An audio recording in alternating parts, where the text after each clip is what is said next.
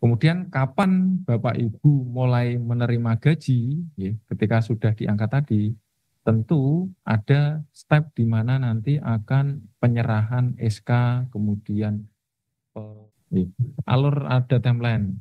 Yang pertama, Bapak Ibu akan mengisi DRH mulai 1 Januari sampai dengan 31 Januari 2025. Sekalipun kemarin ada drama ya, untuk formasi guru ada keterlambatan dalam pengumuman, banyak sekali yang masuk DM kapan diumumkan. Kemudian ada yang WA secara pribadi kapan diumumkan. Kami tekankan bahwa hasil seleksi ini itu pengolahannya dan kewenangannya menjadi kewenangan panitia seleksi nasional. Oke. Kalau yang di guru itu ada di Kemendikbud dan juga BKN. Tentunya hasil ini adalah hasil nyata yang dikerjakan Bapak Ibu sekalian. Sekalipun terlambat, kami pastikan bahwa tidak ada proses manipulatif. Ya. Sekalipun kemarin sempat beredar, wah ini kalau hasilnya mundur berarti ada nilai yang ngenep atau ada manipulasi. Itu tidak benar. Ya. Kemudian ketika Bapak Ibu sudah selesai mengisi DRH, kami yang dari BKPSDM, walaupun dalam hal ini tidak memiliki kewenangan untuk melakukan seleksi ataupun pengecekan, kami meminta koordinasi dengan BKN membantu dalam pemeriksaan verifikasi awal. Kami bisa saja langsung melempar pengisian DRH ini dan dilakukan pengecekan oleh BKN. Namun tentunya karena tahapan ini secara nasional, kami punya rasa memiliki dan kewajiban untuk juga membantu tugas daripada BKN. Maka kami telah berkoordinasi dengan BKN ya untuk melakukan verifikasi awal terlebih dahulu pada isian DRH Bapak Ibu. Ya. Ada 3 kategori ya. Dikatakan MS, kemudian belum lengkap atau dinyatakan tidak memenuhi syarat. Oke. Dalam tahap ini manakala nanti ya kemungkinan dari 865 pastinya ada beberapa yang belum sesuai dengan yang ditentukan dalam pengisian DRH. Manakala nanti ada dari tim BKPSDM yang menghubungi Bapak Ibu, silakan dikonfirmasi terlebih dahulu namanya siapa, kemudian tugasnya apa. Kalau yang mereka melakukan konfirmasi kepada Bapak Ibu, yang pertama lakukan konfirmasi terlebih dahulu. Yang kedua, bahwa keberadaan mereka itu adalah untuk membantu Bapak Ibu melengkapi atau mencukupi beberapa hal dokumen yang harus diperbaiki. Ini bukan untuk sesuatu hal ya, bukan untuk praktek KKN dan seterusnya. Jadi asas kehati-hatian memang betul kami terapkan ataupun Bapak Ibu perhatikan. Jadi kalau memang ada yang menghubungi, konfirmasi terlebih dahulu. Tapi yang kedua, kami pastikan kalau memang ada yang menghubungi dengan nama-nama yang sudah kami tunjuk sebagai tim, itu adalah dengan tujuan membantu Bapak Ibu memperbaiki dokumen-dokumen isian DRH. Syukur alhamdulillah ketika 865 ini sudah dinyatakan memenuhi syarat, Bapak Ibu kemudian akan diangkat terlebih dahulu menjadi calon P3K ya. Menjadi calon P3K. Syarat untuk menjadi P3K itu diangkat dulu menjadi calon P3K. Calon P3K ini hanya bersifat administratif, bukan bersifat de facto ya. Hanya untuk mencukupi kelengkapan administrasi. Kalau Bapak Ibu sudah diangkat menjadi calon P3K, persyaratan pemberkasan dinyatakan cukup dan kami kirim ke BKN ya melalui SIASN untuk nantinya diterbitkan NIP3K, nomor induk pegawai pemerintah dengan perjanjian kerja. Oke. Kalau Bapak Ibu dinyatakan memenuhi syarat, maka akan diterbitkan pertek. Ya. Tapi kalau Bapak Ibu yang tidak memenuhi syarat, maka akan dinyatakan TMS. Ini pengalaman tahun 2023, ya, dari beberapa formasi ya, sebelumnya ada beberapa rekan-rekan sekalian yang memang sudah sampai tahap ini.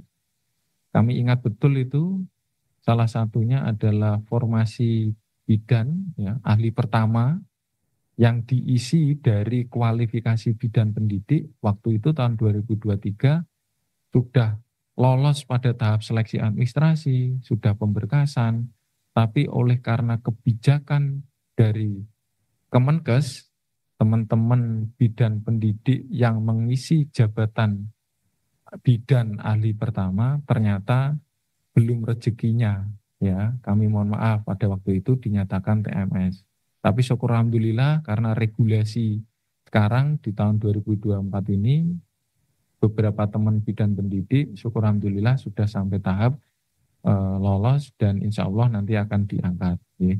Ini patut kita syukuri. Jadi pengalaman yang tahun 2023 kemarin mohon bisa menjadi pembelajaran bagi rekan-rekan peserta yang dinyatakan lulus ini bahwa step ini memang betul step titik kritis, belum berarti bahwa Bapak Ibu dinyatakan lulus seleksi itu nanti akan secara otomatis akan diangkat sebagai P3K. Itu tidak.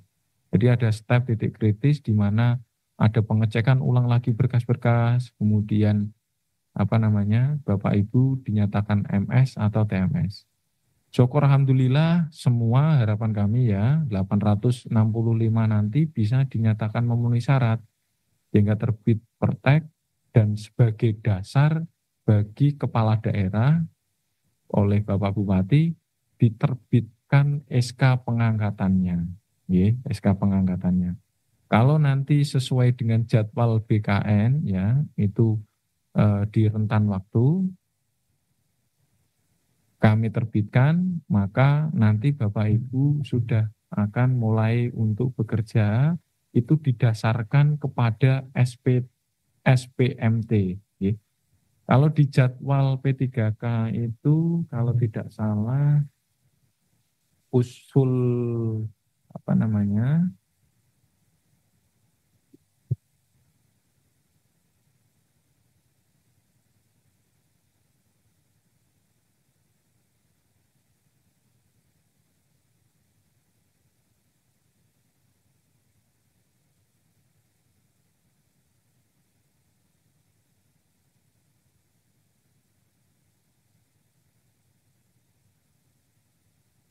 jadwal P3K tahap 1 untuk usul NI P3K itu kan di bulan Februari. Ya. Tanggal 1 sampai dengan tanggal 28 Februari 2025. Itu adalah kami yang di BKPSDM ini di nomor 4 itu berkewajiban untuk mengusulkan Bapak Ibu sekalian ke BKN melalui SIASN. Penetapan NIP atau pertek itu adalah terbit 1 bulan setelah usul. Kalau misalkan usul kami di bulan Februari, maka per TMT Bapak Ibu, ya, kalau tidak ada perubahan, maka per 1 Maret Bapak Ibu sudah diangkat sebagai P3K. Nanti yang tertera di SK. Kemudian jangka waktu, ya, perjanjian kontraknya sesuai ketentuan minimal adalah 1 tahun dan paling lama adalah 5 tahun. Ya. Tentunya jangka waktu ini akan memperhatikan masa BUP Bapak Ibu sekalian. Kalau misalkan untuk jabatan teknis dan kesehatan, batas maksimumnya adalah di usia 58. Ya. Kalau misalkan ada nanti yang dari pengangkatannya itu 2024 ini, kemudian sampai dengan usia 58, itu hanya menyisakan beberapa tahun, tidak sampai dengan 5 tahun, maka kami angkat sesuai dengan sisa usia mencapai BUP 58. Tapi kalau untuk guru, masa BUP-nya adalah usia 60. Teman-teman yang memiliki masa BUP yang jauh, ya masih jauh dari usia BUP tadi 58 ataupun 60, maka perjanjian kerjanya yang tertera di SK oleh pemerintah daerah Kabupaten Pati memiliki pertimbangan mengambil jangka waktu untuk 5 tahun. Okay. Akan dipertimbangkan untuk diangkat dengan jangka waktu 5 tahun. Ini di berbagai daerah itu bervariatif. Ada yang hanya 1 tahun, ada yang 3 tahun, okay. Itu beraneka ragam. Karena apa? Ketentuannya tadi minimal dikontrak itu 1 tahun dan paling lama bisa dikontrak itu 5 tahun. Okay. Kemudian kapan Bapak Ibu mulai menerima gaji, ya, ketika sudah diangkat tadi, tentu ada step di mana nanti akan penyerahan SK, kemudian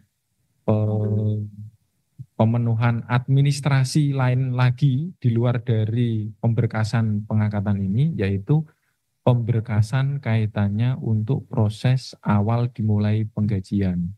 Ini berbeda ya, berbeda. Jadi proses pengangkatan dan proses penggajian itu adalah dua hal yang berbeda dengan persyaratan administrasi yang berbeda.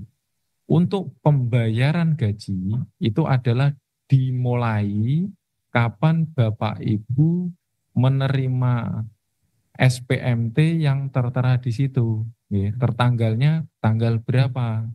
Kalau nanti tanggalnya itu adalah setelah tanggal, ulangi, untuk SPMT-nya itu adalah merujuk diterbitkannya, kapan SPMT-nya itu mulai Bapak Ibu bertugas, atau kapan terbitnya. Kalau misalkan diterbitkan pada tanggal 1 atau 2 di bulan berkenaan, hari kerja, itu akan diberikan gaji di bulan berkenaan sesuai Permendagri ini.